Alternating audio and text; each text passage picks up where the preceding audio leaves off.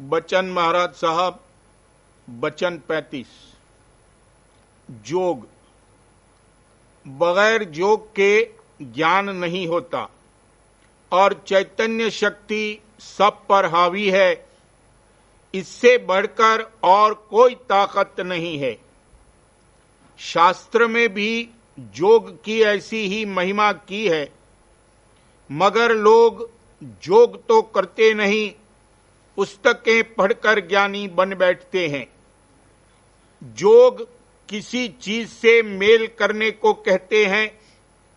बाहर में भी जब तक किसी चीज से मेला नहीं होता है, तब तक उसका ज्ञान नहीं होता है कि क्या चीज है और क्या उसका असर है।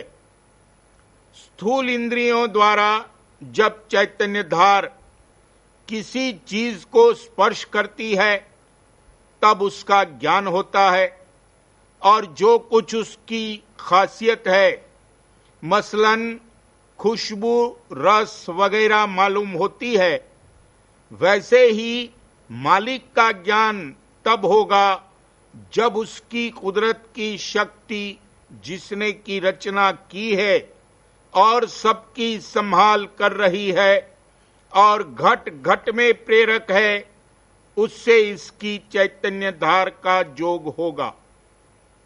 जैसे बाहर किसी चीज के छूने से उसकी खासियत मालूम होती है, वैसे ही अंतर में मालिक की कुदरती ताकत को स्पर्श करने से रचना की कैफियत मालूम होती है।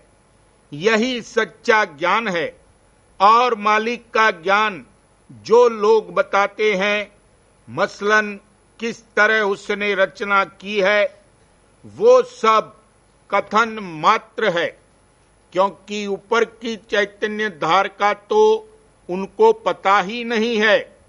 जो कुछ वे कहते हैं वो अंतःकरण का मायक पदार्थों से मिलने का नतीजा है। इसलिए उनका ज्ञान मायक और जड़ है।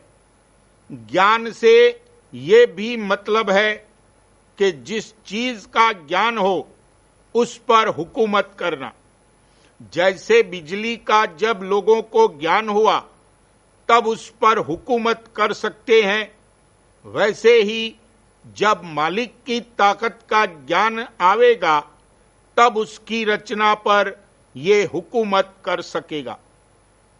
रचना में जितनी ताकतें हैं, उनमें सबसे बड़ी रूह की ताकत है, क्योंकि ये और सब ताकतों के कानून को दरियाफ्त करके उन पर हुकूमत करती है, यानी उनको काम में लाती है और उनसे फायदा उठाती है।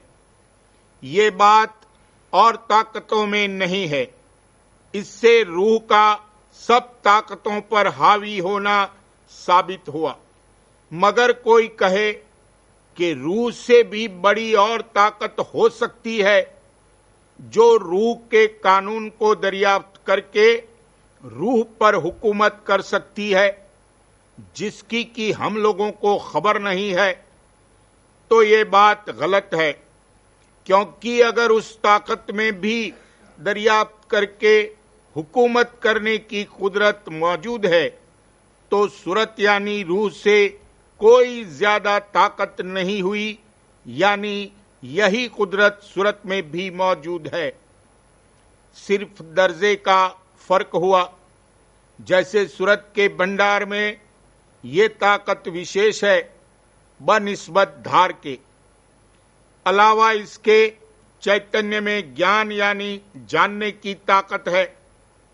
अगर चैतन्य के परे और कोई ताकत होगी तो वो ज्ञान से जानी जाएगी, तो जरूर ज्ञान से नीचे होगी। इससे जाहिर हुआ कि चैतन्य से बढ़कर और कोई शक्ति नहीं है। और अगर उस फर्जी ताकत की हम लोगों को खबर नहीं हो सकती, तो हम सबों के लिए सूरत की ही शक्ति सर्वोपरि हुई, यानी हम लोगों को ज्ञान सिर्फ रूहानी ताकत तक हो सकता है और इससे बढ़कर और कोई ताकत नहीं है।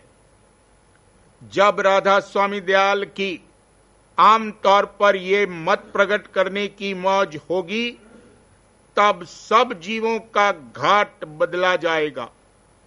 उपदेश लेने से ही प्रेम के घाट पर आ जाएंगे और थोड़ा बहुत अंतर की कैफियत का लखाव कराया जाएगा।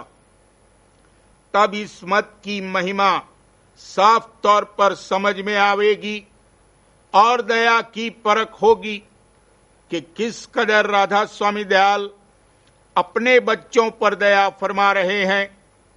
दया की जब परख आवेगी, तब राधा स्वामी दयाल की मौजूदगी और सर्वसमर्थता की भी परख आवेगी। प्रेम प्रकट होगा और सर्वांग करके ये भक्ति करेगा और तब इसको प्रत्यक्ष नजर आवेगा कि कोई बाला बाला धार ऊपर से आ रही है। उसकी मदद से कुल कार्रवाई होती है, नहीं तो मैं कुछ नहीं कर सकता हूं।